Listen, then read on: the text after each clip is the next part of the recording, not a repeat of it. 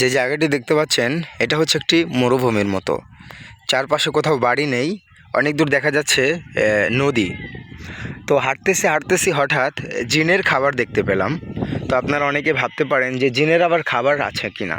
তো তাদের জন্য আজকের আমার এই ভিডিওটি। তো এই ভিডিওটিতে আমি একটা হাদিস বলবো। হাদিসটি হচ্ছে সহিহ বুখারীর। হযরত আবু হুরায়রা রাদিয়াল্লাহু তাআলা আনহু তিনি বর্ণনা করেন, তিনি বলেন নবী করিম সাল্লাল্লাহু আলাইহি ওয়াসাল্লাম একদিন উজু করবেন এবং ইস্তিনজায় যাবেন। তখন আমি তার পিছনে পিছনে একটি বদনা নিয়ে যাচ্ছিলাম তার উজুর পানির জন্য। নবী করিম সাল্লাল্লাহু আলাইহি ওয়াসাল্লাম যখন ইস্তিনজায় ঢুকবেন তখন তিনি আমাকে বললেন, আমাকে কিছু পাথর দাও, হাড্ডি এবং কবর ব্যতীত। তো নবী করিম সাল্লাল্লাহু আলাইহি ওয়াসাল্লামকে আবু হুরায়রা রাদিয়াল্লাহু তাআলা আনহু কিছু পাথর দিল।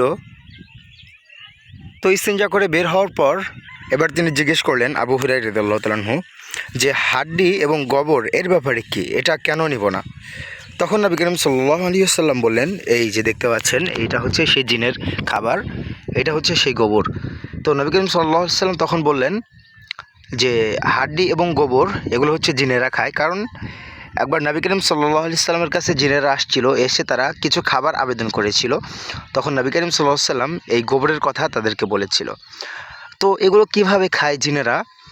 তো আপনারা ভাবতে পারেন তো এগুলো খেলে কি কমে যাবে না? আসলে বিষয়টি তা নয়।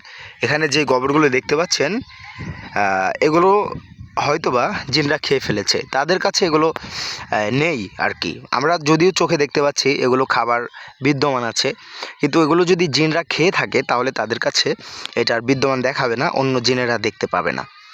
তো এই জন্য আমরা যারা খাবারের পর হাড্ডি গুড্ডি পানিতে ফেলি, অবশ্যই এগুলো পানিতে ফেলবো না, শুকনো জায়গায় ফেলবো। এতে আমাদের প্রাণীগুলো খেতে পারবে বা জিনরাও খেতে পারবে।